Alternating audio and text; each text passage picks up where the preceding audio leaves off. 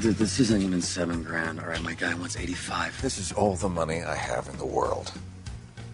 You're a drug dealer. Negotiate. You are not how I remember you from class. I mean, like, not at all. I gotta go. Wait, hold on. Tell me why you're doing this. Seriously. Why do you do it? Money? Mainly? There you go. Nah, come on. Man, some straight like you, giant stick up his ass, all of a sudden at age, 60, he's just gonna break bad? I'm 50. It's weird, is all, okay? It doesn't compute. Listen, if you've gone crazy or something, I mean, if you've gone crazy or depressed, I'm just saying. That's something I need to know about, okay? I mean, that affects me.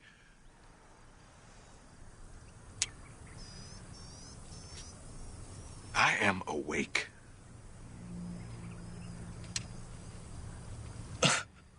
What?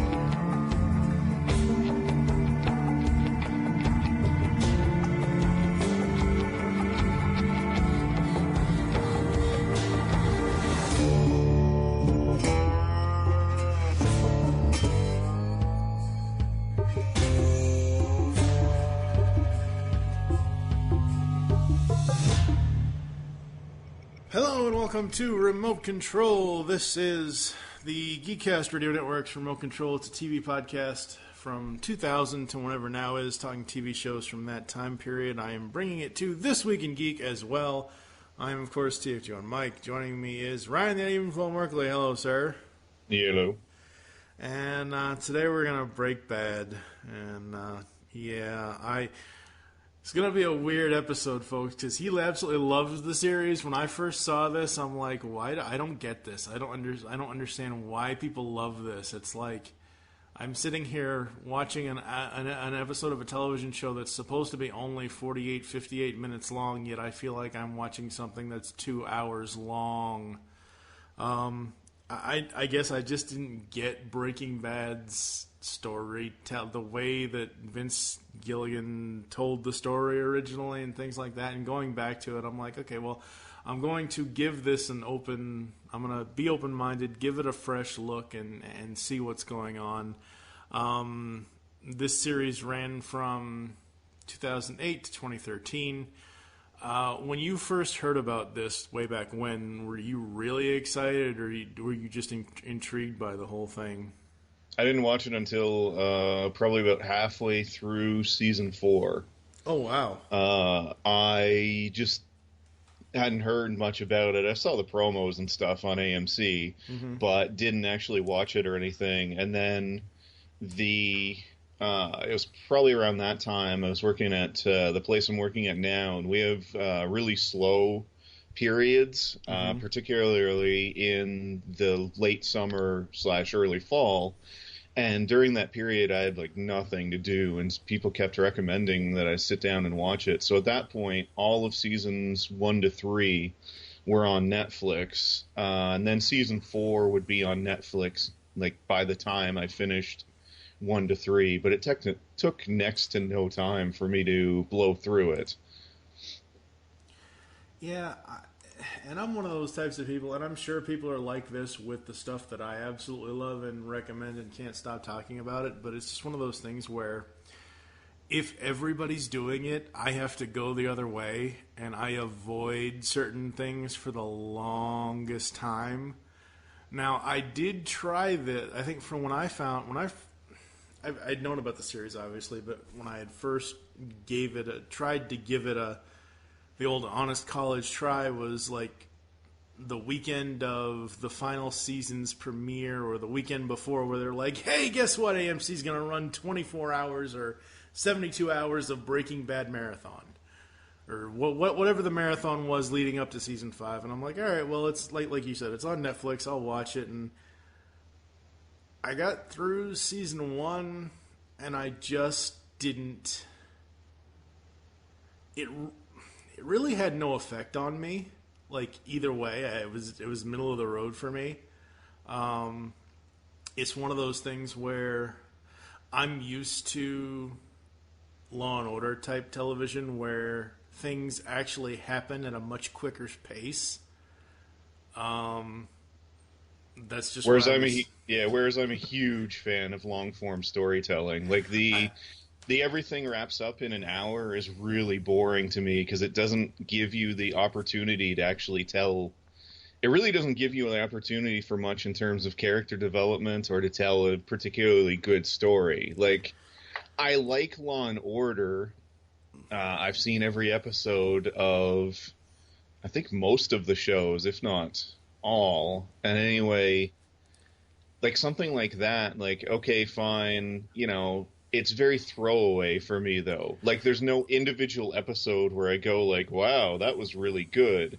And that's one of the problems, is you can't tell a particularly great story in an hour. It's really hard. Well, with Law and Order specifically, it's supposed to be two sides of the law, two sides of government, or whatever you want to call it, in an hour's worth of television. So it's supposed to be 30-minute cop, 30-minute courtroom drama. And over the years, that show and its various incarnations, more specifically the SVU incarnation that started in '99, has grown. Like, I think they're on season 16, 17, or 18 now, whatever. But like season 13 and 14, they had a whole season-long story arc and things like that. And it has changed. But with Breaking Bad, because it's an AMC show, and AMC, like you said, loves that long form. And I love long form storytelling. I just don't want to feel like I'm sitting in front of a 2.5-hour movie for a 48-minute episode of a television show. That was my biggest pet peeve about this show going into it. And everyone was like, oh, so much happens, all of this, the character. And going back, and like I said, this time around, I'm trying my best to keep an open mind with it. I'm not, just immediately jumping to the negative. There are things.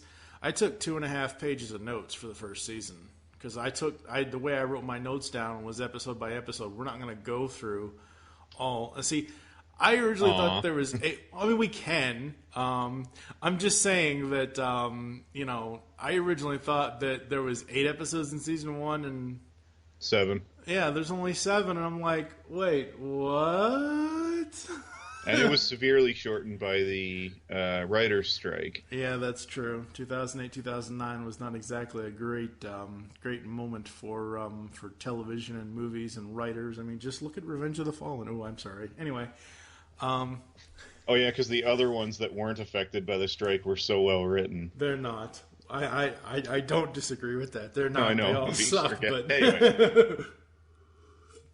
That's another show. Yeah, it's a whole other can of worms. So this time around, I thought, okay, well, if I'm going to bring remote control to... I mean, it's been on GCRN, but if I'm going to bring it to Twig, we're going to do something interesting and fun and talk about a show that, like I said, one of us really, really loves, and the other one is kind of... At this point, I'm on the fence with it. I still think, as I was taking my notes, I still think that this show doesn't do enough positive things for me to just absolutely gush all over it.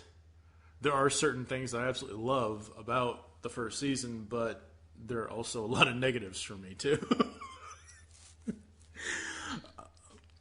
I mean, I'll say this, like, knowing having watched the entire thing, too, first of all, the first season is way slower than the others because there's a lot of putting characters and things in place for later ones. Yeah. So there's a lot of that because, like, there's a lot of the characters who people love who just aren't in the first season. Most Right. notably, Saul is not in it. Gus Fring's not in it. Yeah. We do get Tuco, who a lot of people like a lot, but really only near the end of the season for the last couple episodes, really. Yeah, I think he came in like around episode 4 or 5 or 6, and then obviously he was in the rest of them. Yeah, he's just not a main character until the last couple, really. Yeah. And yeah, I mean, see, another thing is the the character development in it. Like, the characters in this show from one episode generally have changed, or there's more development to them than entire seasons of a lot of other shows. Right. Which I think is one of the other reasons why it's slower. But the first season is slower than that. There's a little more comedy in it than before, although part of that's because Jesse's kind of an idiot in the first season. Like, going back and watching him, I love his character arc because he's completely different. Like, they've almost... one of the things I loved about the finale is, if you pay an awful lot of attention to it, in the finale, Walter is in the same colors Jesse was in the premiere, and Jesse's in the coloring that Walt's in terms of their clothing and that kind of thing, because they've essentially switched roles. And Jesse's become like the moral compass and that kind of thing, and he's a whole lot smarter than he was at the start. But in the first season, yeah, he's kind of an idiot. I actually found him mildly annoying. By the way, if the writer's strike didn't happen, background info, Jesse was gonna die near the end of the season. Of season 1, really? Yeah.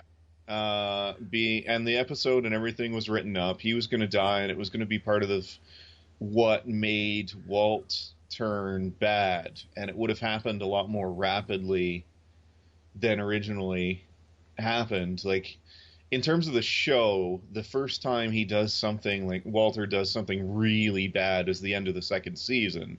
Yeah. But in this, what was going to happen was Jesse dies and Walt kind of goes nuts. Yeah. And he tortures Tuco very slowly. Although originally it was going to be Crazy 8, he tortured really slowly, but that changed as well. Yeah. But yeah, Jesse was supposed to die at the end of the first season. If there was no writer's strike and they had 10 episodes, he would have. And Aaron Paul wouldn't have been part of the show.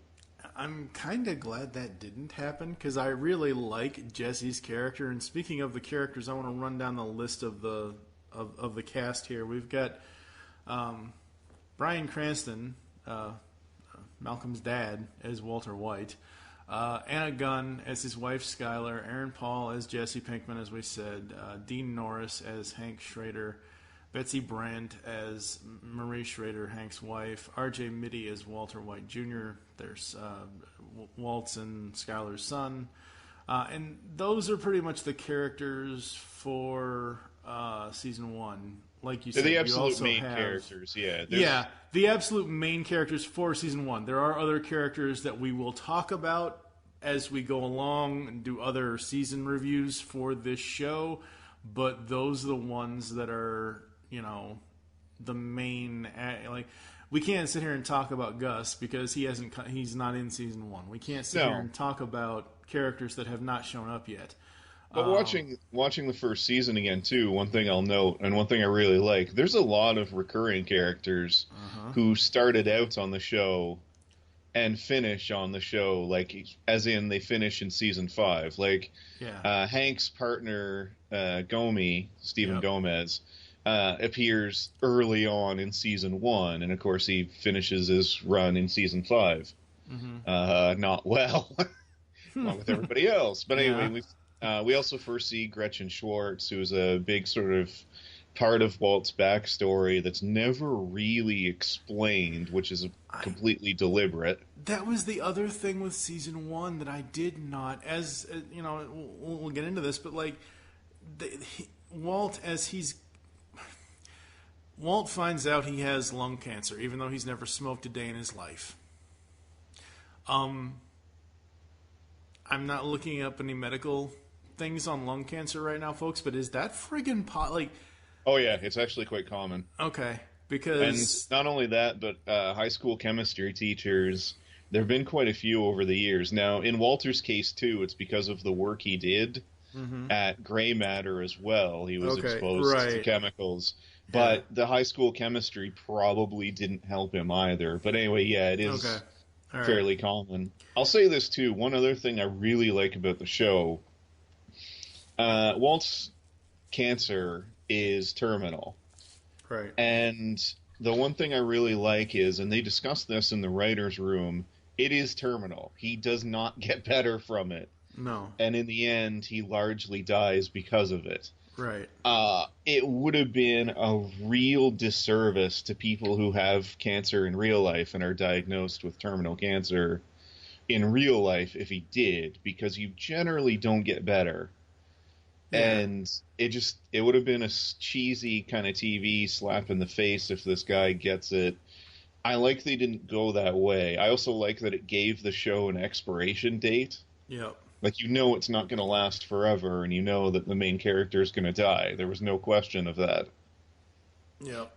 And let's face it, I mean, even though I had huge negative opinions about the show when I first saw it and first watched through it, you know, by the end of it, by season 5, because I started, you know, like I said, that whole weekend of the marathon and before the season, you know, I started watching season 5, you know, as it aired, and just because I wanted to find out what the hell happened. And honestly, by season 5, I'm like, well, we know Walt's the villain of the piece. Even though he is the main character, we know that he is the Lex Luthor of this series to Jesse's Bizarro Superman or whatever. And again, we'll get to it later on, but one thing I need to bring up is one of the things I love about this show is everyone's point for when they decided Walt was the villain is different.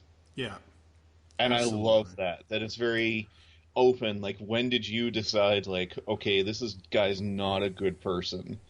And like I said, everyone's point is different. Mine's later than some other friends I've got. You know, other people it's pretty early on, et cetera, et cetera. Anyway, sorry. Yeah. So by the end of season 5, you know, by the middle of season 5 or the beginning of season 5, I'm like, okay, well, technically Jesse's not really the bad guy of the piece, but he's not really a still good a bad guy. Yeah. No, he is a good bad guy, but he's not. Yeah. Jesse's actions are not as deplorable. Yeah, he's the moral compass of the show, which is disturbing, and it's supposed to be, because I mean, Aaron Paul said, like, people were interviewing him before the finale, and they said, "What do you think Jesse's fate should be?" And Aaron Paul said, like, "Well, he deserves to die. Like, he's a murderer. You know, he's dealt drugs all these years. He's destroyed lives, everything else. You know, he feels bad about it, at least, unlike Walter, but he's still done horrible, horrible things to people." And yeah, it's another thing that I kind of like, that there's really only a couple good characters in the show. And when I say good, sorry, I mean alignment good. Yeah. And that's kind of one thing else I want to bring up, and I'm not trying to sound ignorant when I say this, but this is just how I've always felt about certain television shows. If you have a television show where your main supposed protagonist, like, look, when this series starts, Walt is a good guy. He basically, you know, sort of. I mean, when the very first episode of season 1, he's not. He's Mr. A monster. He's Mr. Straight-Lace. He's Mr.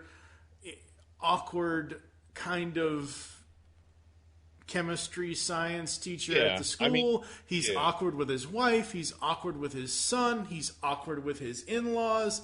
You know, he's not the villain that he becomes yet. And my thing is with this show and with Weeds, I understand parents will do anything for their children, for their, you know, people will do anything for their spouses and things like that.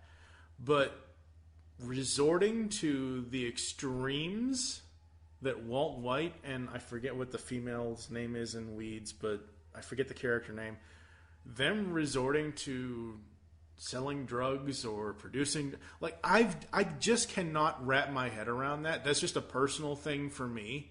Like, there's got to be another way for you to be, you know what I mean? I understand it's a storytelling point. I'm not trying to make a big deal out of this, but that's one of the reasons why shows like Breaking Bad, where even though it's a crime drama, but it revolves around somebody producing and selling drugs, and I just have never... What about The Shield, though, which you really like? Well, Vic actively deals drugs. Yeah. Yes. He murders police officers to cover it up. He does. Like, in terms of, evil and everything, at right. least we're introduced to Walt as... Now, we find out later on that what prompted Walt to eventually be Heisenberg was always there. Right. But he's presented in a positive light, at least. Vic shoots a cop in the face in the first episode. Yeah. Yeah, like, and, we know Vic is a bad cop. We know that he will stretch beyond. What I'm saying is a television show with a premise of, okay, everything's going great for this guy, finds out he has cancer, the only way for him to get enough money is to go into production and drug dealing. I'm sure there are other ways. It's just right. Walter finally says it in the 5th season, which made me ecstatic. It's one of my favorite moments of the show. Mm-hmm. I liked it. I was good at it. Yeah. He definitely had other options, and I mean, he's offered the money by Gretchen in this first season. Yeah. And he refuses it and that kind of thing. So there were definitely other options. It's just he's not a good person, but we don't know that yet. Right. And like I said, I'm not making a big deal out of this. I don't want parents coming out of the woodwork. And again, this is television. I know the difference between reality and make-believe. Like, you know how you still see stories like this today, but when I was a kid, we would always, hear about stuff on the news of some kid or some person or whatever seeing something in a movie, and then they go out and mimic that, and, Jackass is a perfect example. But, it's just one of those things where even though this is fiction,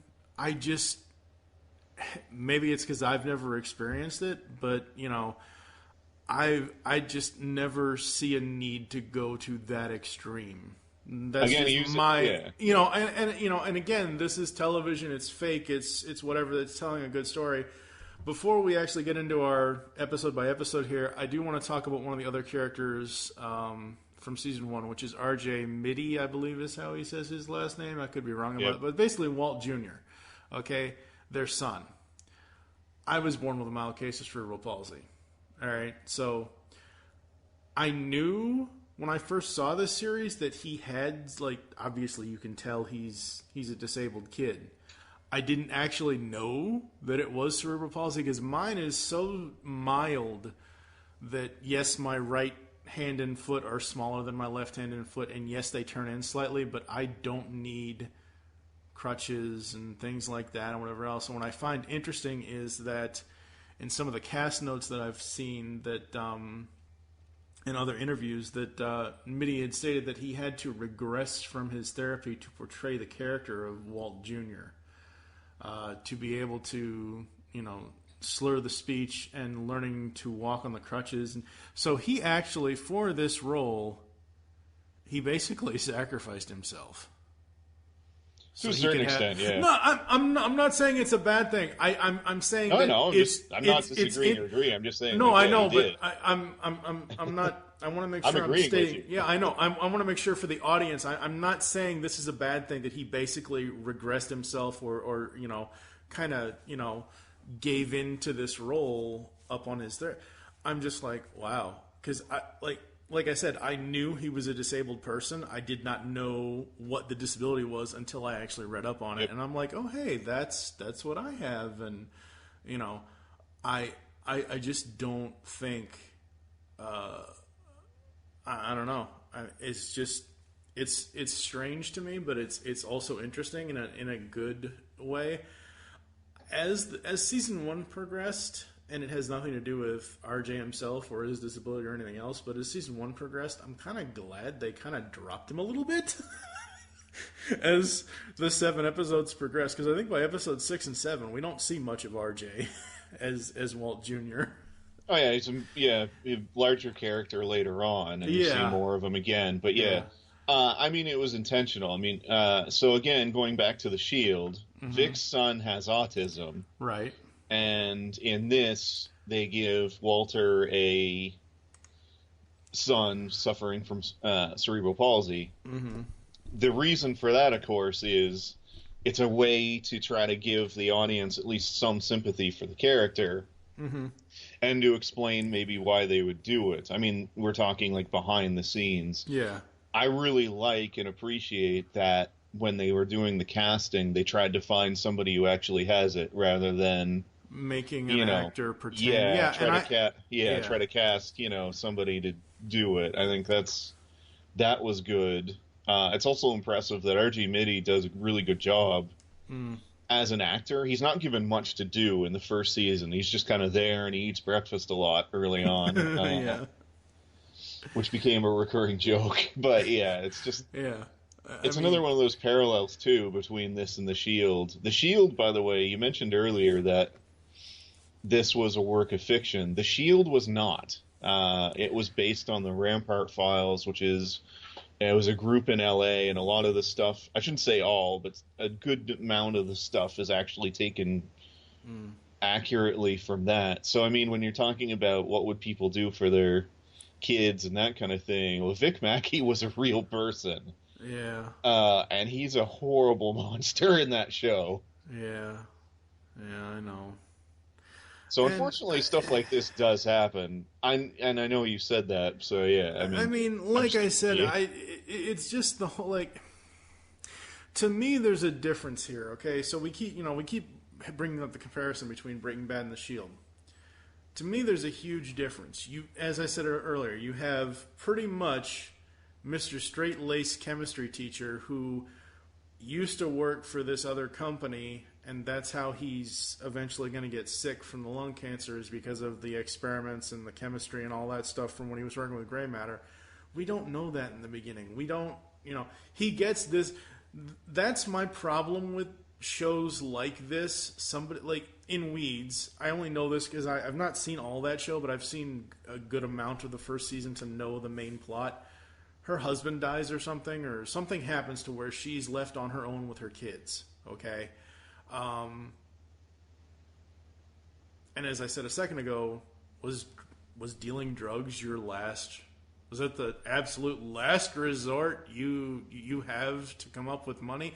And again, I know I'm probably sounding like an ass when I say this stuff, but it's just, I don't know, it just seems like there has to be a better option. And I know it's TV and it's fake and whatever, the difference. I think there was. I mean, we even see the better option in this show. Yeah, the difference between Walt's is just a friggin' monster. The difference between Walt and Vic, yes, Walt gets turned into a monster. Vic has been doing this a long ass time in The Shield. Like that introduction of that very first episode of The Shield in 2002, where we know that the strike team is not above board when it comes to police work. We automatically know that when he's chasing the guy down and he rips his ball sack out quite literally. You know what I mean? We figure, oh crap, these are not good cops. We know that right from the start. With Walt here in Breaking Bad in season 1, it's again, and I'm not complaining about this part of it, but it's a slow character progression, and I do like certain parts of that. As I was watching season 1, episode 1,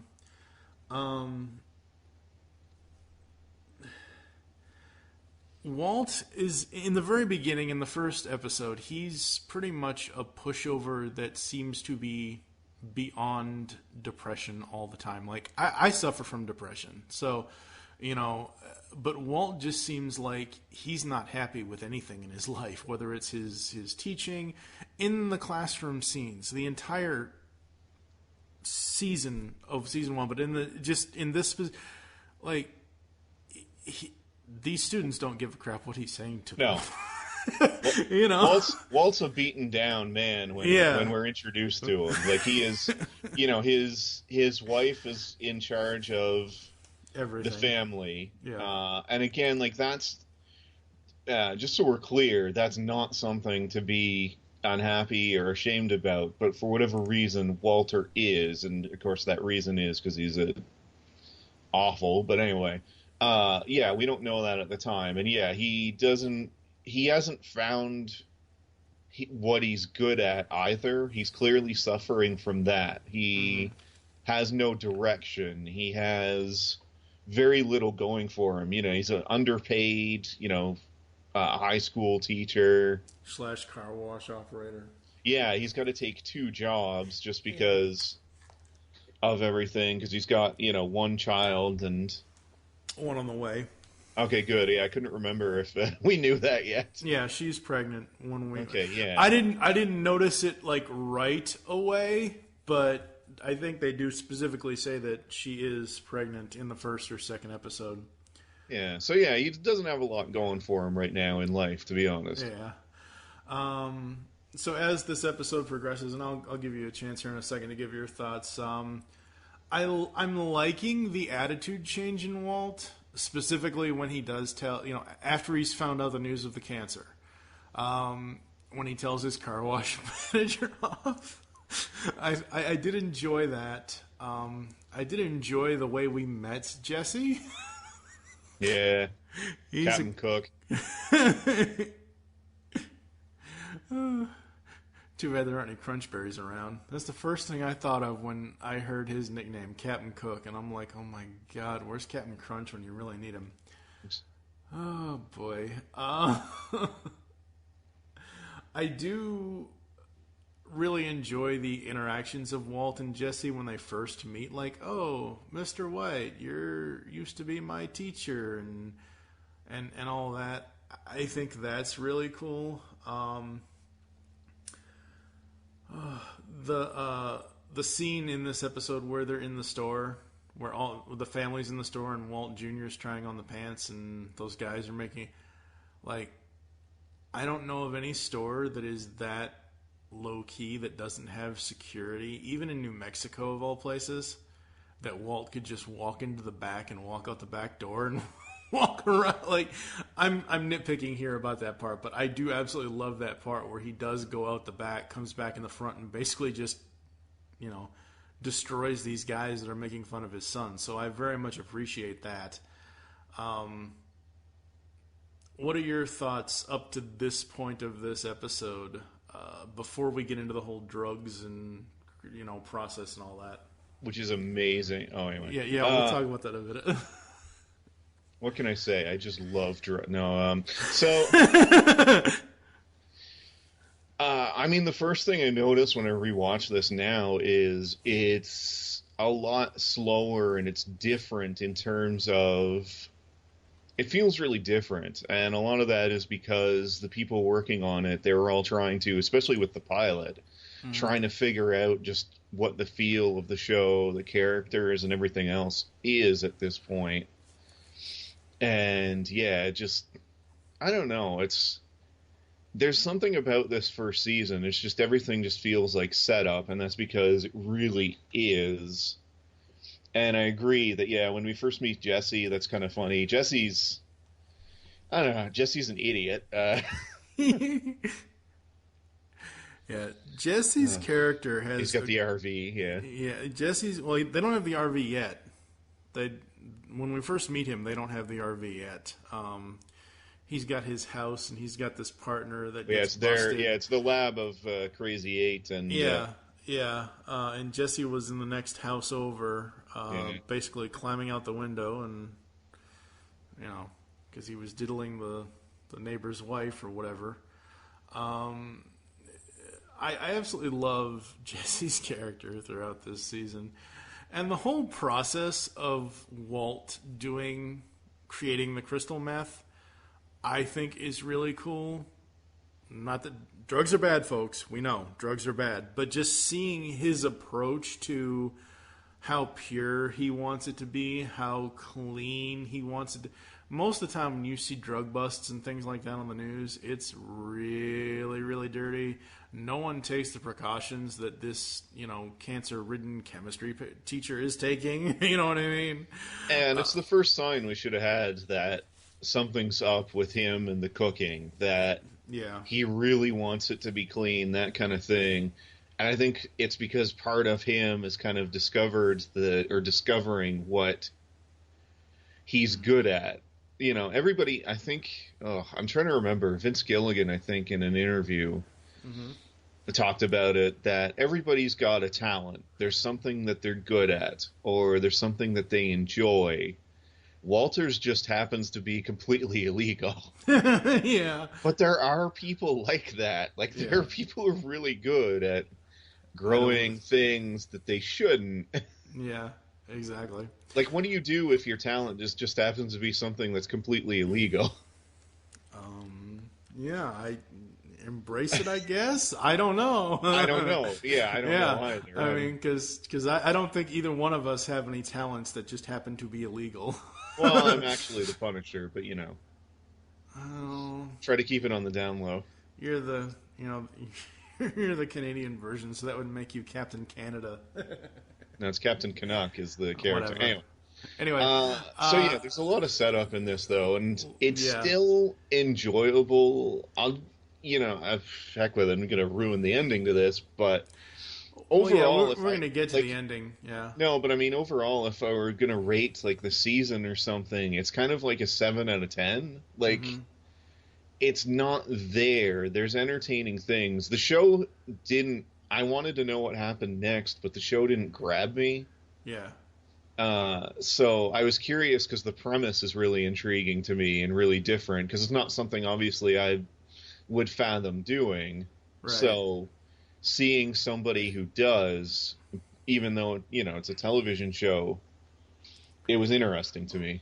The way that the way that episode 1 is set up, the way the pilot is set up is they do this whole, and this is something I absolutely hate, and I hope they don't do it very often. I know season 2, when we get to that, they do it throughout the whole season because it starts with an event that we don't yet know why the event is like that, and then we don't find out until the very end of season 2 why that very first episode of season 2 was the way that it was. But I was hoping season 1 would move past okay, this is what's happening now, and then they hit the Breaking Bad small, title sequence thing, and then they're like, 12 hours earlier, 3 days earlier, 3 weeks. I was hoping they would not keep doing that over and over and over again. And this pilot episode is the first time that they really do that, and I didn't mind it here because it's basically Walt telling his family the story of what. But I found the ending with Walt and Jesse, specifically that part of the ending of the first episode, I find it sadly anticlimactic because it was just the fire department because of the fire that got started. Like, Walt's expecting the police and he's expecting a shootout, and then hey, whoops, Yeah. And I don't know, and I've known plenty of people in law enforcement and medical and fire and all that. I don't know of any firemen that would just, even though they have to get to a fire, if they see a bus or RV on the side of the road and a guy that's pretty much in nothing but his underwear, somebody would stop and say something. I'm pretty sure. I'm not sure. I don't know. I'm not sure either. Getting to the very end of episode Fireman 1, right in. Anyway. Yeah. Well, getting to the very last part of episode 1, going into episode 2. Alrighty then, that was a oh my goodness kind of moment. The ending to that. Holy crap, with Walt and his wife. Okay. Yeah, Walt, you've had somewhat of a large character turn between the end of the first episode and the beginning of the second.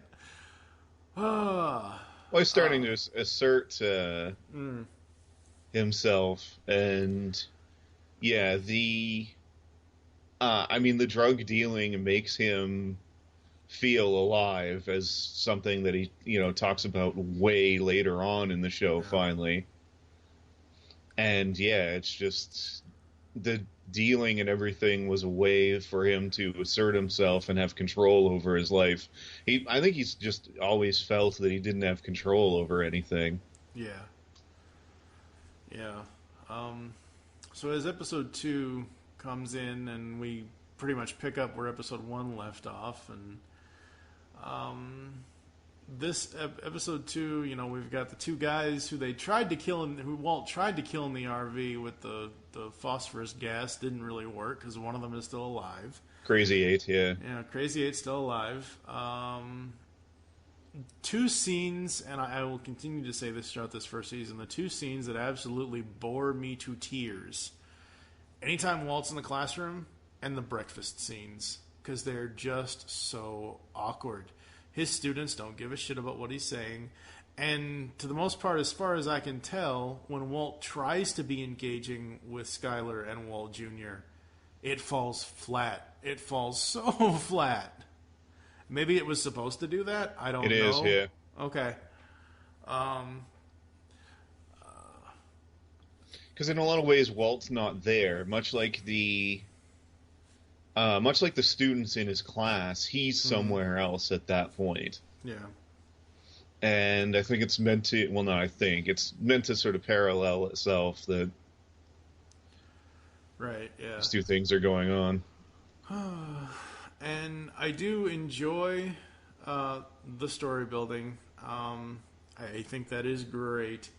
And as I've said before, when I first started this episode here of the podcast, where it's like, I've always been the type that loves the fast action and story mixed in throughout the action. And the action in this is good, but the action scenes sometimes are too few and far between. And I know this is only the 2nd episode, but as we go along here, Skyler starts, because Jesse calls the house, Walt's house, and that makes her suspicious, so she does a reverse lookup, which not a lot of people can do that.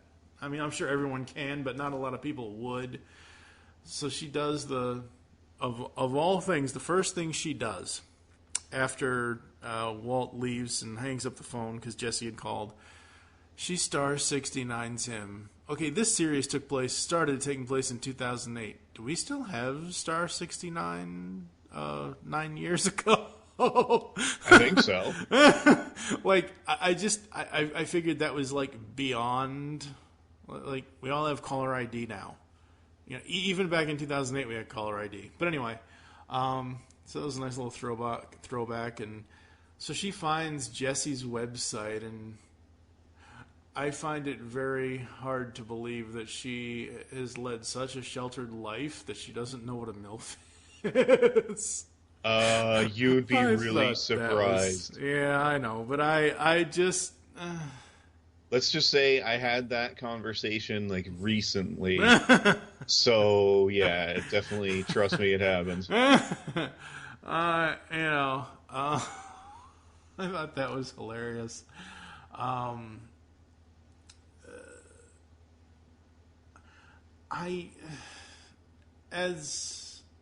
As this episode progresses, by the time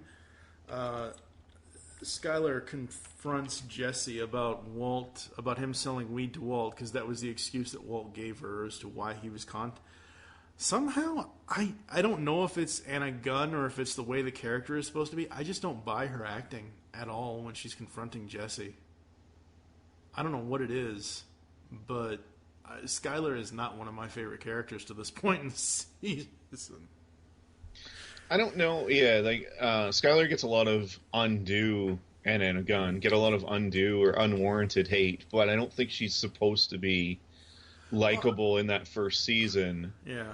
But I mean, later on, she's one of the few like good characters. Although later on, she becomes complicit in everything. Yeah.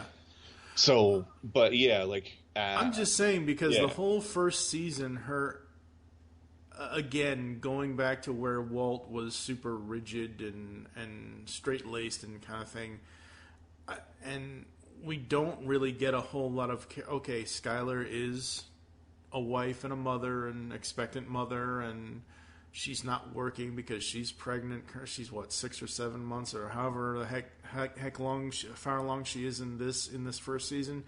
You know, I get that, I understand that, but it's just one of those things where I don't see how these two people are married to each other. I don't see any chemistry between Walt and Skyler at all. But there's lots of chemistry in the show. Oh, sorry. Anyway, in the show, I'm saying between the two of them, Mr. Jokes a lot. I'm saying there's no, like, is there, like, the ending scene of the first episode going into this one, she's, like, super shocked because obviously Walt, as you said, is asserting himself. This part has been edited. Ha ha ha. You'll never know what was actually here. What were you thinking with episode 2? I'm happy that they kept Crazy 8 alive because, well, that's a bigger story later on. Yeah, Crazy they kept 8, him alive for now. Yeah, for the record, he was supposed to have died at the end of the first episode, but they liked the actor, and in real life, and they kept trying to figure out, like, well, how can we bring him back?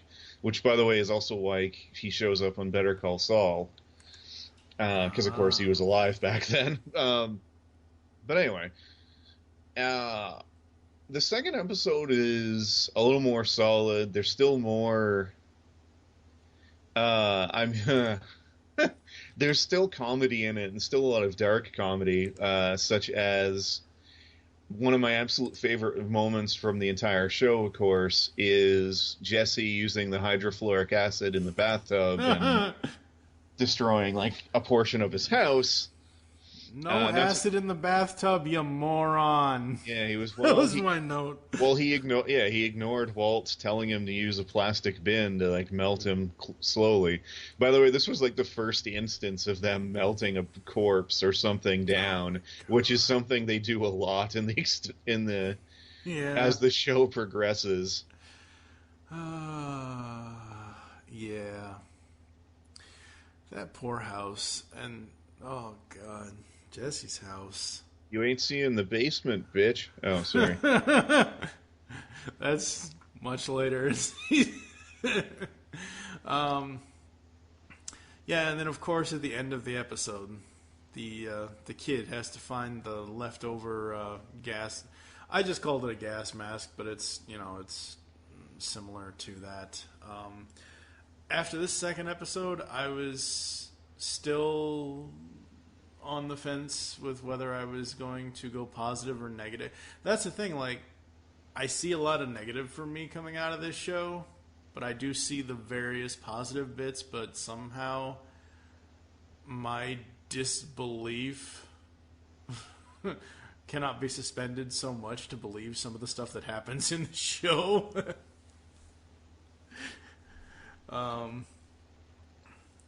Going into episode 3 here, this one I did enjoy. The Walt and Jesse dynamic, it does get a bit heated, obviously. Walt and Skyler at odds with each other.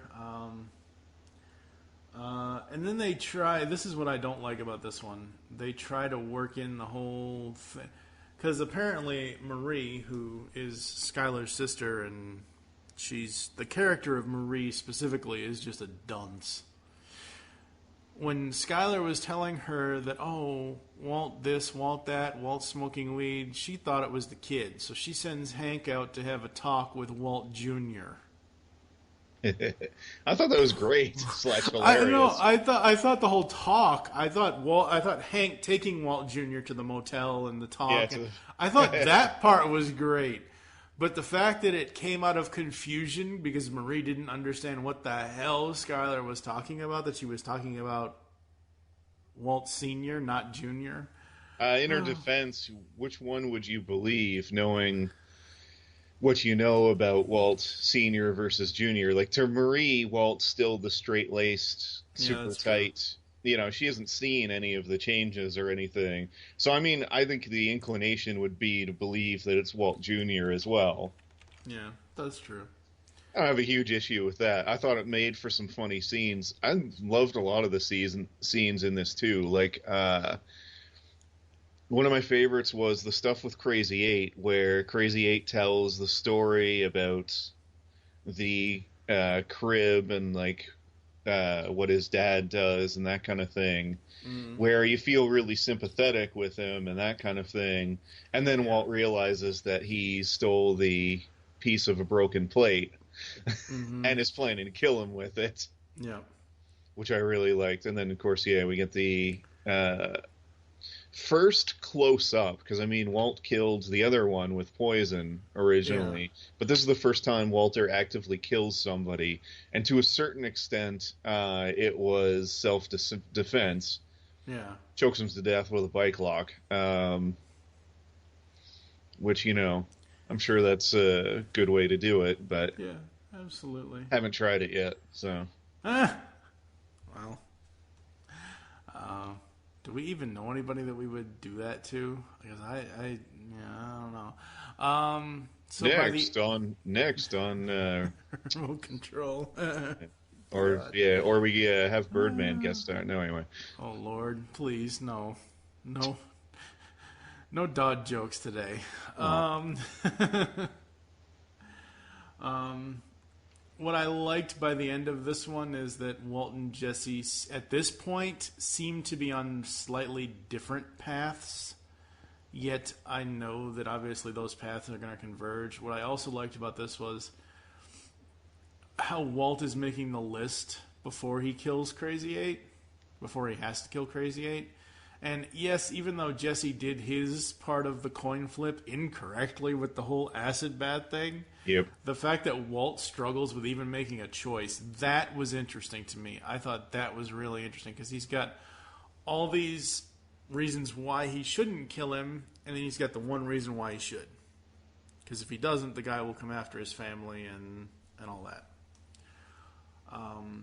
And then by the end of this one, we have Walt, who is ready to tell Skyler that he has cancer, which I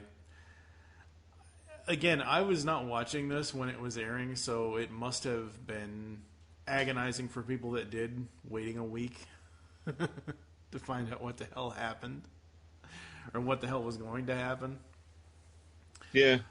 And then he just tells everybody to barbecue in the next episode. Yep. All right, so we finished next episode. No, anyway. Yeah, well, episode 4 is kind of, it's not fast, but it's not slow either. It's a middle ground kind of thing. Yeah, well, part of it, too, is I know they didn't know what to do with Jesse and his family. So this is also the episode where he goes home and his brother he's got a younger brother who his parents, care about and is good at everything, unlike Jesse. Yeah. And Jesse ends up covering for him, et cetera, et cetera.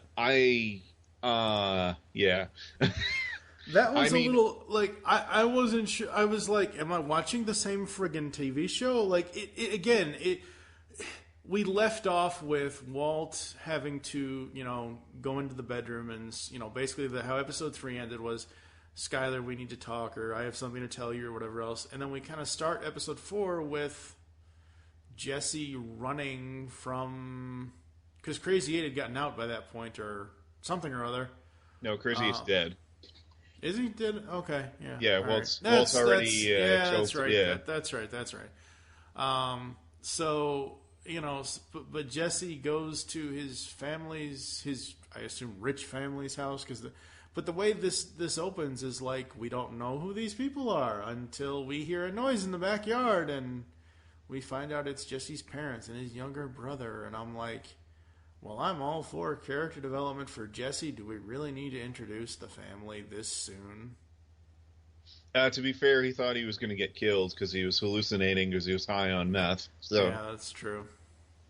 Very true. I don't know. I like that. We also, I liked that first bit because I thought it was funny that he's paranoid about.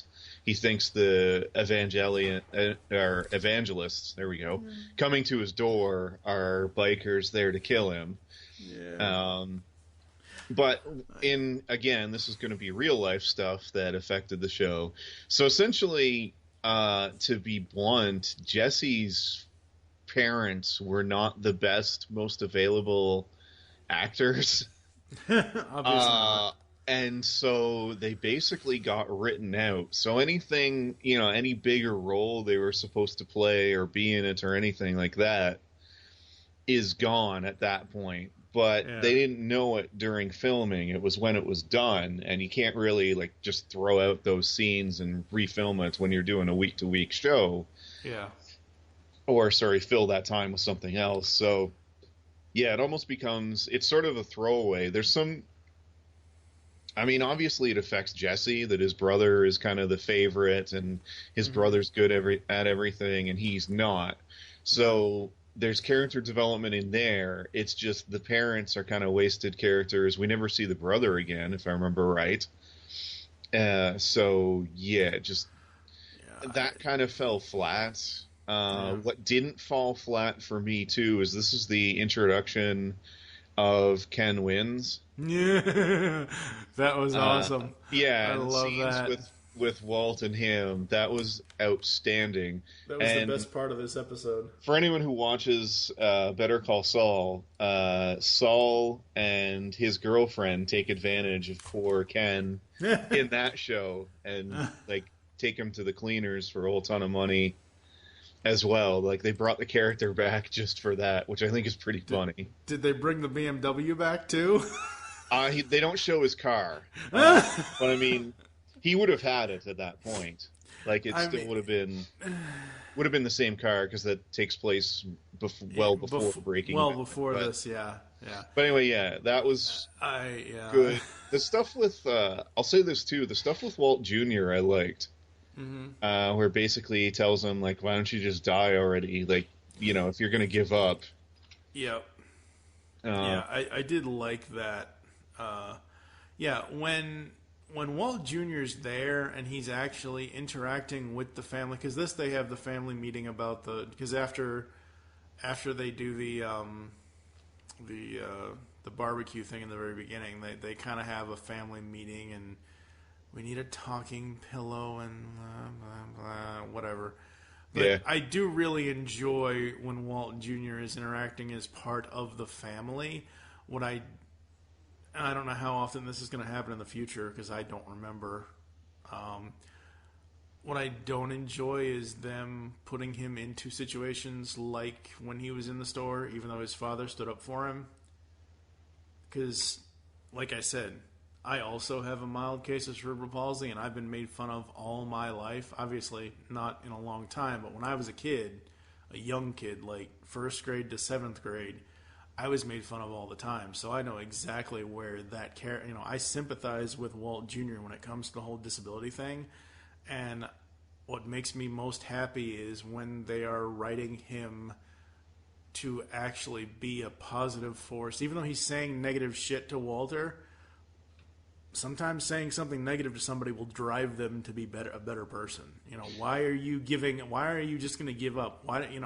If you're not going to try, why don't you just go ahead and, that's a very negative thing to say to your dad, but it's if it looks like to you as the child that your parent is giving up on themselves and giving up on the family, then yeah, you're going to tell them off.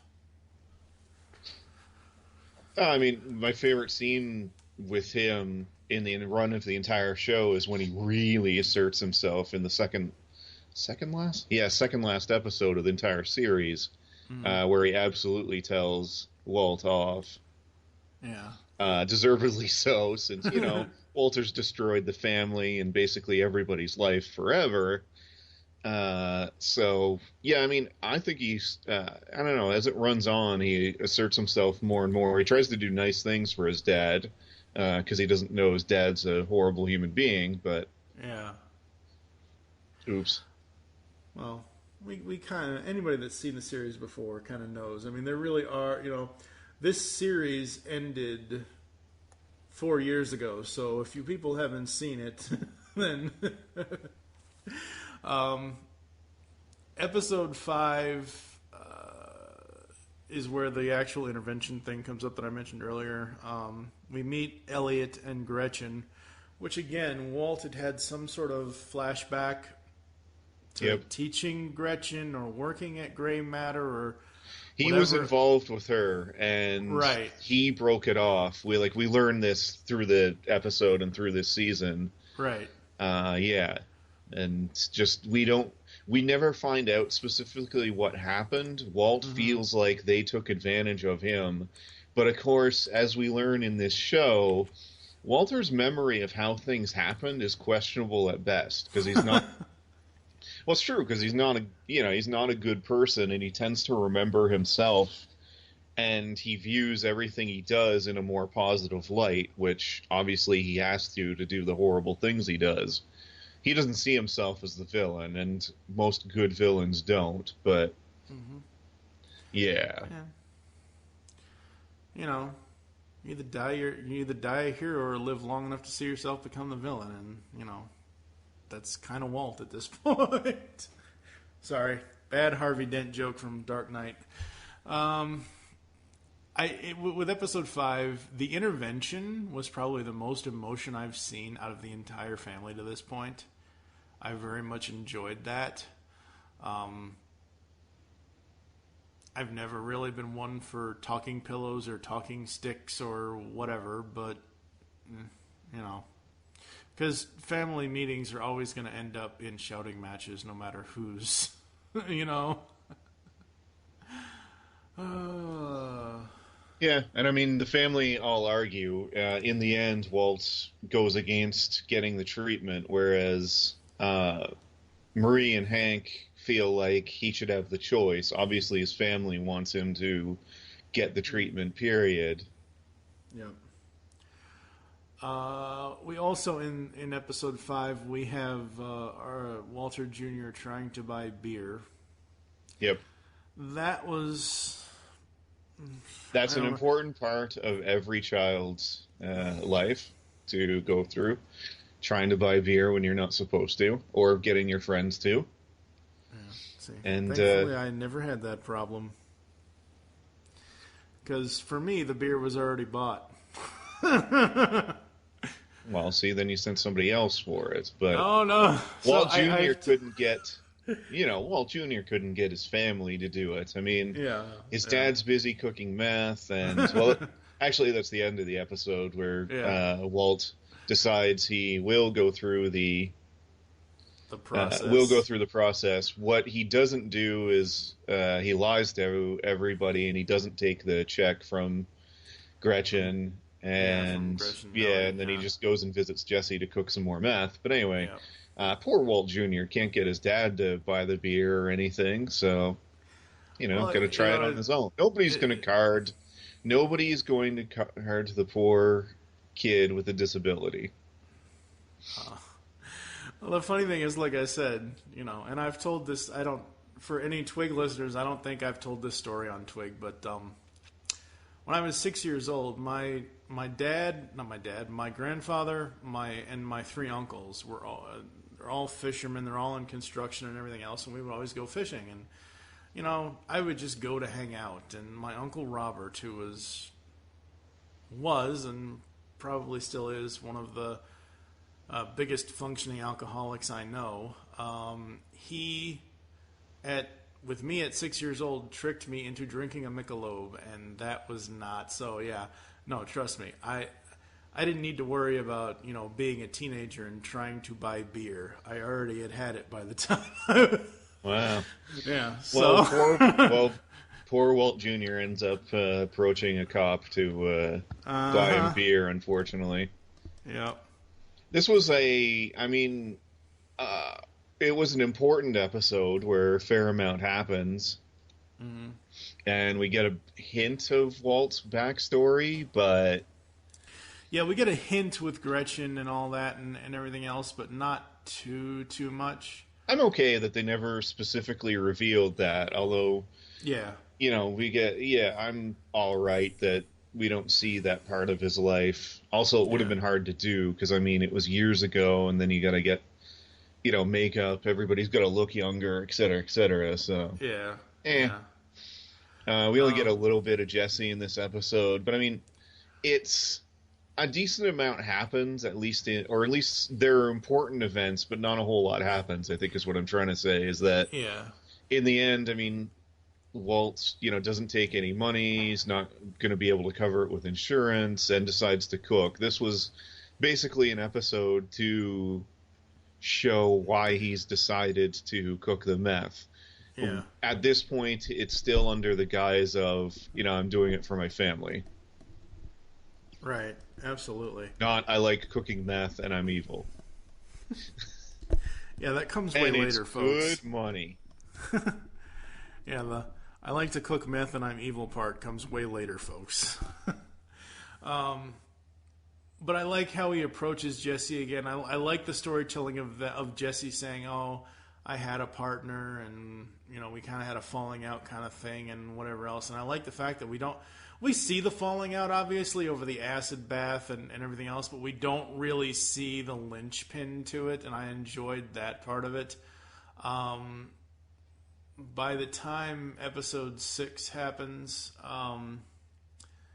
we get to the point of where Walt will cook it, Jesse will sell it. Obviously Jesse in this episode finds out that Walt has cancer. Now, did they mention in the very beginning that Jesse's house was his aunt's, or it was a family member's? It was his grandparents. His grandparents, okay. Yeah. Because he had mentioned once he found out about Walt's cancer, he was talking about how his aunt had cancer and that kind of thing. So we're getting a little bit more about Jesse's backstory, and I enjoy that. Throughout this episode 6, Walt demands that Jesse find a new distributor, someone who can handle larger quantities, because Walter wants more money. And Enter Tuco. Enter Tuco. I almost wish the school scenes would not happen anymore because they're just too friggin' weird. Well, there's some important ones in this one, right? Because Hank is as of a couple episodes, Hank is on the trail of this blue meth making scoundrel, and finds out that some of the stuff that was used to cook it came from Walter's school. Right. And in this case, they take inventory, they find stuff that's missing, and in the end, they arrest the school janitor in this. And this is the first time, too, that Walt lets somebody else take the fall for what he's doing. Yeah, it's probably not going to be the last time either. No, it's definitely not. But it's the first time. It's the first time somebody other than a drug dealer has something bad happen to them because of Walter. Although, having said that, the reason they bust the janitor is he's got a record for drug possession as well. So, I don't think that necessarily makes him evil, but no, it doesn't. It's not. He wasn't completely clean either. But he might have been trying to do better and be clean and everything else, though. And Walter kind of ruins his life. So that's the first time I remember specifically that he did something bad that affects somebody who's not involved whatsoever with his business and everything else. That was the one thing I also liked. I don't think it was in this episode. I think it was in the episode or it might have been in this one. I think it was earlier. It was when Walt first approaches Jesse to cook. It was right after, it was like the pilot where Jesse's like, I always knew you as this straight-laced kind of guy. Now you're going to go and break bad, or I love that whole term of break bad. I think that's just really, really interesting. And by episode 6 of season 1, I think this might be my favorite episode of the season. Yes. Because of how far we are shown that Walt's character's new attitude has taken him to in the last 5 episodes, we've seen Walt change and change and change. By this episode, he has a whole new attitude and outlook, and he creates He physically changes, too, because he shaves off what's left of his hair, and we get the bald version of him. Not to mention, he has to come up with a name on the spot, and he chooses Heisenberg. Yep. I think my favorite line, and I wish this would have happened in real life, I think my favorite line after he shaves his head, he goes to Jesse and, he's like, "You want to cook? Who are you, Lex Luthor?" Yeah, we don't need no Jesse Eisenberg in the BS that is BVS. We deserved Bryan Cranston as Lex Luthor. Damn. Yeah, which originally most people thought he was cast as. That would have been great. Anyway. And this was the episode too. This was my favorite episode of the season as well. And we get the scene that I think a lot of people replay in their heads, and you see on commercials and stuff for the show as well, which is, this was when we get he confronts Tuco for beating the crap out of Jesse, and he demands the money for the meth that was stolen and money for Jesse, to Jesse to recover, and pain and suffering. That's what he said. No, you're right. Yeah, that was great. So anyway, Walt throws the fulminated mercury that destroys a chunk of the. Oh, that was so fun. Building, and afterwards too, we see Walt hyperventilate, but he's also yelling in satisfaction with himself. He enjoyed that. It was great for him to cut loose, I think.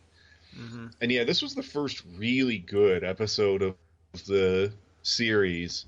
Yeah. And it's just, the whole episode too was a reference to Cool Hand Luke, which is, it was. You've got two options: give up or bluff. Walter bluffs in this episode. And the name of the episode is "Crazy Handful of Nothing," which is a Cool Hand Luke reference. So, right, yeah. That's another thing I love about the show. By the way, the titles and everything for the episodes are wonderful. And always point to something, like Cat's in the Bag and the Bag's in the River.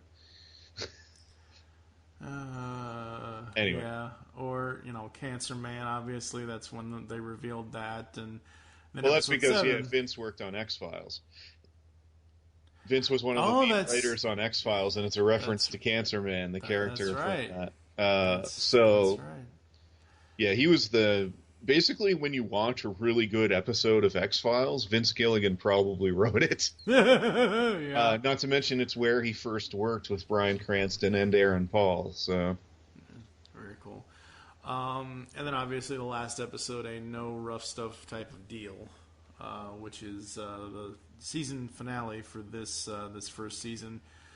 In this one, as I mentioned earlier, we have no. But by the end of the season, in this last episode, there's no Hank or Walt Jr., which I kind of like. I know the characters both come back, obviously, but I kind of like that this last episode we're now solely focusing on what Jesse and Walt are doing with making the crystal and selling the crystal. I think that's awesome. The one thing I did not like about this episode, about episode 7, as I mentioned earlier, Skyler and Marie's, Anna and Betsy's acting in the store when she confronts her about the shoplifting thing, that just felt really forced to me.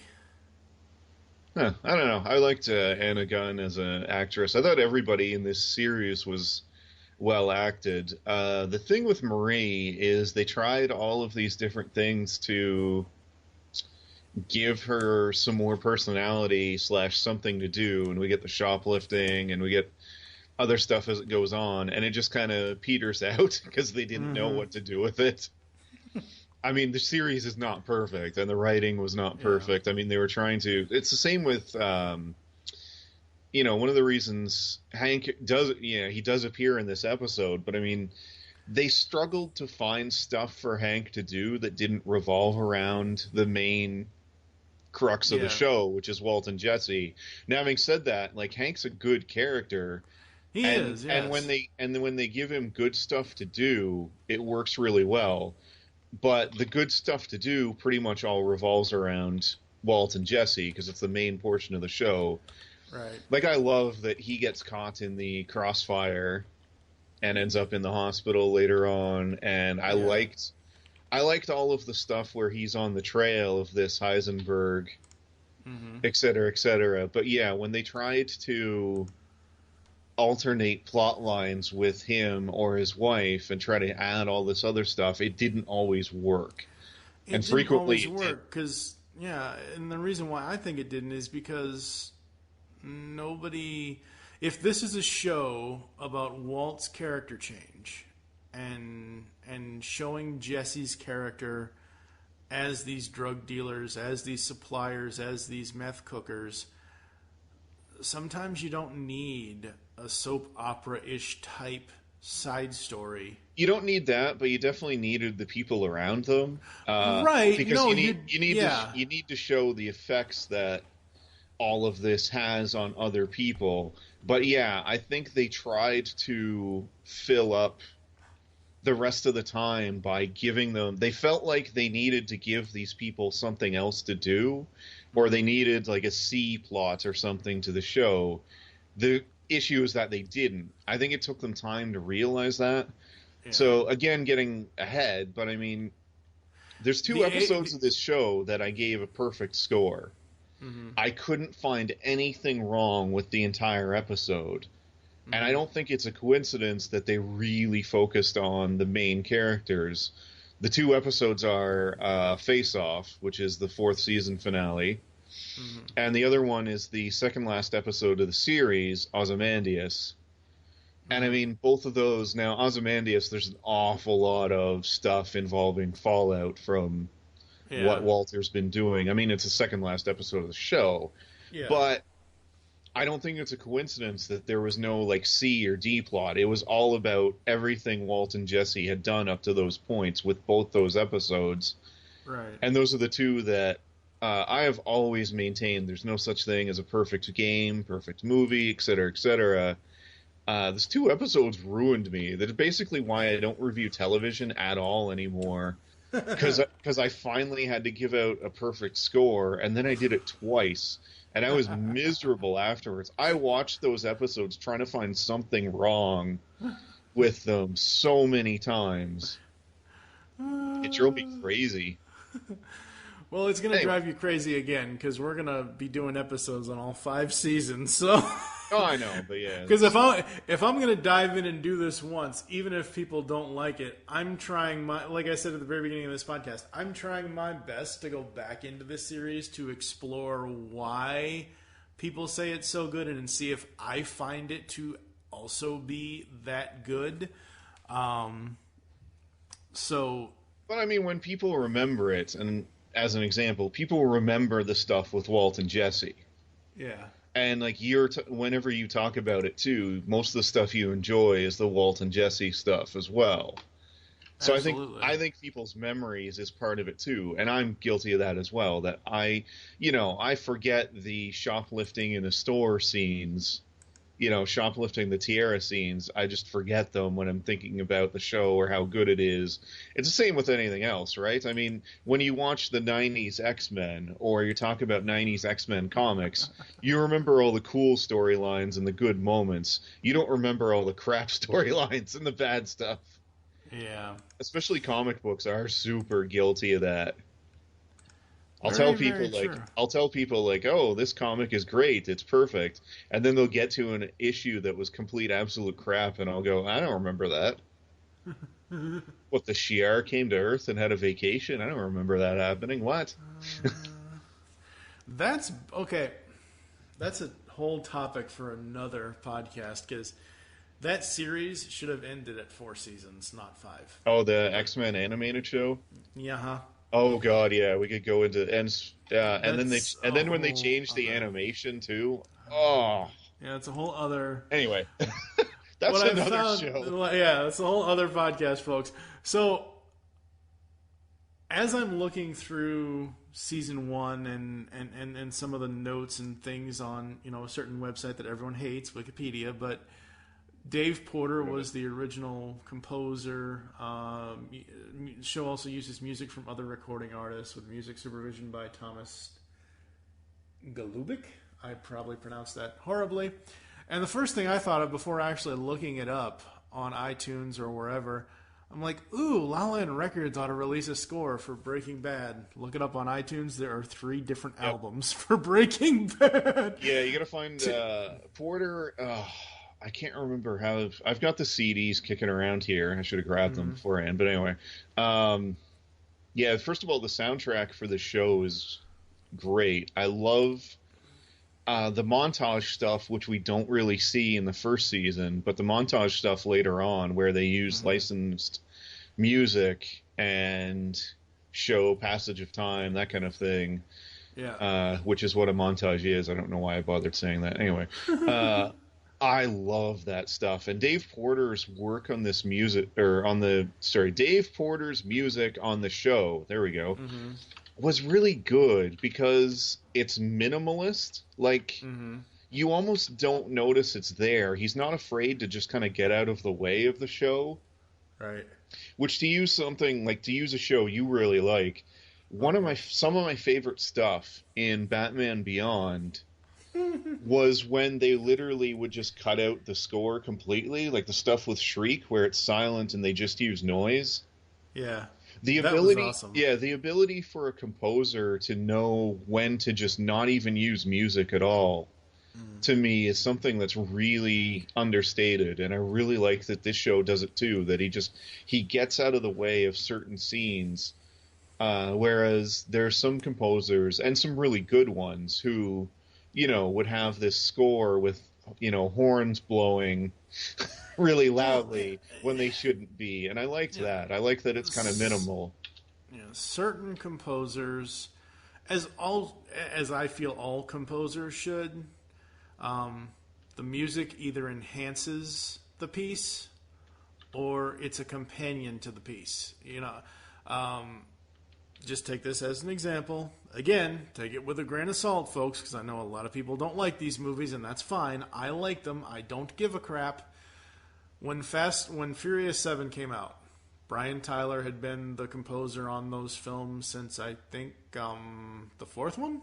I think since Fast and Furious. I know he did Fast 5 and 6 and 7. So I saw interviews with Brian Tyler, who is the composer on Furious 7, and he said that the way that he approaches and the way that they wanted him to approach dealing with the music is that the sound effects and the music amplify each other. They enhance each other. So if you have a scene where an explosion is about to happen, he's going to go up high with his music. Or if there's a low tonal shift or a low point in the movie, a quiet moment, he'll add in quiet music. I think with the Breaking Bad music by Dave Porter, and I have not had, now that I've seen these albums on iTunes, after we get done with this, I'm going to do some previews on there to see,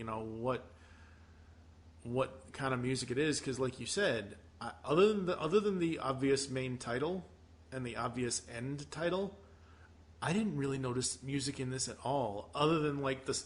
I'm talking about Dave Porter stuff. Oh yeah, it's a super notice. It's meant to be a full-on background thing. It's not meant to enhance a character. Like, you take Walt when he blew up Tuco's place. There is no ending crescendo piece of music as he's walking away. It's just all of the effects, of the explosion, of the noises of the sirens and whatever else. There is no real music and it doesn't need it. And like you said, having a composer just kind of step out of the way for just one little scene. But now, like I said, now that I see these, there's 2 albums. There's Volume 1 and Volume 2 from Dave Porter. There's also a 3rd one, which is the actual soundtrack, which has some of the songs from some of the licensed music that was used. Me personally, I like seeing the licensed stuff in the show. I like hearing it in the show, but I probably won't even pay any attention to that. But I want to pay attention to Dave Porter's stuff. No, I highly recommend his soundtrack stuff. I really liked it. It's not something you sit down and headbang to or something like that. No, obviously it's not not. Something you set out. But I mean, if you're doing something, it works really well to have sort of as background music, or it's very much in the companion sort of area of scoring, as in it's just sort of there, but you don't always notice it. It'd be too easy for them. Walt does something bad, and you get the dun dun dun style music or something. But no, they just decided not to do any of that stuff, and I really appreciate that. There's nothing wrong with doing it the other way either. There's plenty of soundtracks and music I like Steve Jablonsky. I do not like the Michael Bay Transformers movies, but Steve Jablonsky's music is fantastic, and when I actually feel something aside from revulsion and sadness when I'm watching those movies, it's because of his music that... when Optimus Prime rolls in to save everybody in that first movie, I remember that music really well. Or when the Autobots first come down, or curse the first movie for actually being okay, and then everything after. Anyway, that first movie is 10 years old this year. Oh man, we should totally do a retrospective of the Transformers movies. Although having said that, if you think I'm going to watch any of the sequels, you can go to hell. That's not going to happen. I've seen them all. Have I ever? No, I've never sat down and watched Revenge of the Fallen again. Yeah, I've only seen all of them the one time, actually. I've never gone back. I agree with you with Jablonsky. He does an amazing job on those movies. I think for me with those movies, the problem is Bay also wants the licensed pieces to enhance the film. And sometimes they don't. Sometimes they don't. Sometimes they don't. But, I know everyone hates Age of Extinction, and that's fine. Everybody can hate the movie. I don't absolutely love that movie. But Jablonsky's score mixed in with Imagine Dragons, that's amazing music right there. Oh yeah, the music and everything in the fourth movie is very good. Again, the music is the best part of each of those movies. That's not saying much. I'm trying to be complimentary to the music, though. Right, absolutely. Yeah. So Breaking Bad season 1. I have a question. Folks, what would you rate it? 0 to 5. Let's see. Season 1. Yeah, and I feel like I'm generous when I say 3.5 out of 5. That's probably what I would go with. But there's part of me that I can see 5 or 6. There's something. Yeah. Okay, so I'll put this link in the show notes, folks. Over at the Geekcast Radio Network, because that's where Remote Control first started. We have a universal rating system, or whatever you want to call it, and we do 0 to 5 stars with half points. So it's essentially like 0 to 10, but it's 0 to 5. If I was going to rate season 1, I would probably give it a 3 out of 5. It's not a bad rating. It's still, it's... Well, like it's I said, kinda... I feel like I'm being generous at 3.5. And I love this show, but the first season it's slow. I mean, you can tell the writers are trying to figure out, some of the characters and trying to figure out what works and what doesn't. And they try a lot of stuff that doesn't work and you can tell what doesn't work because they flat out just forget about it. Yeah. Just yeah, Marie used to like to shoplift stuff. Should we ever mention that again? No. All right. Yeah, season 2 and 3 of Breaking Bad are both 13 episodes.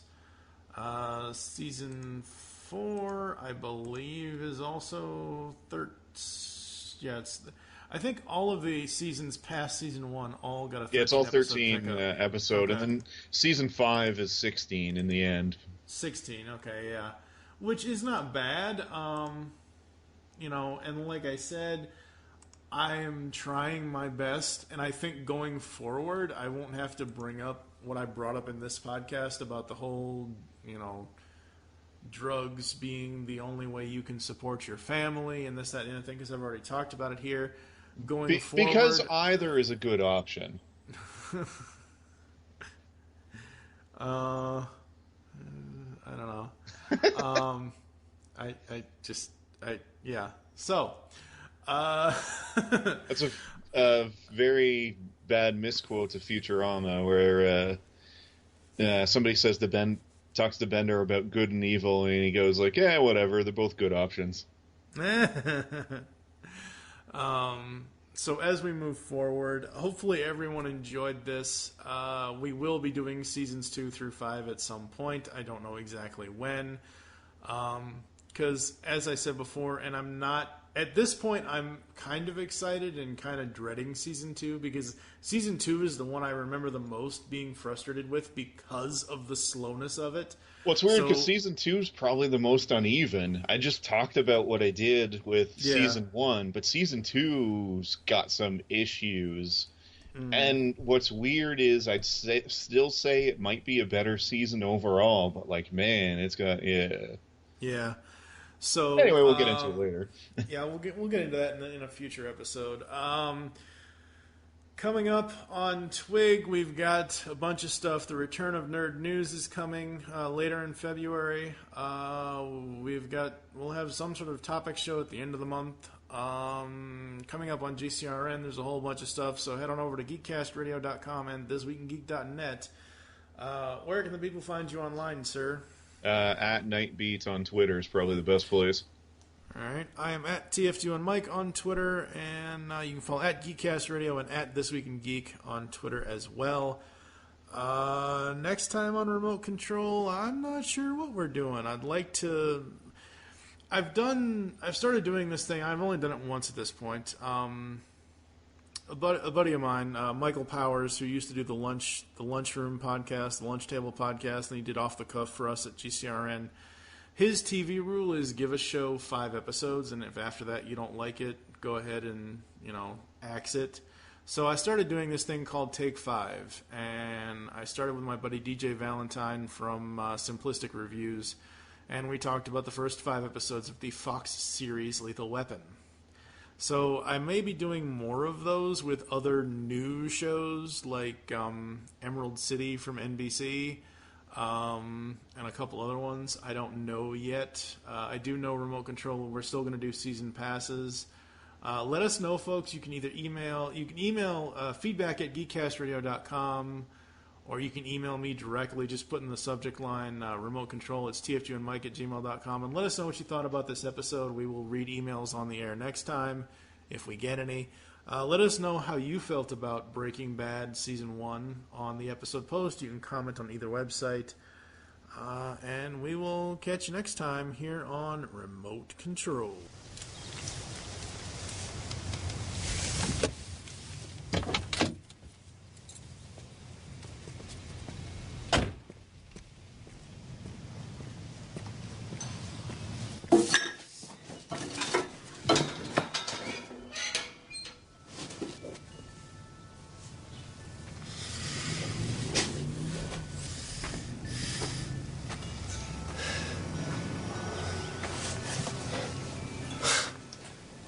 Yeah!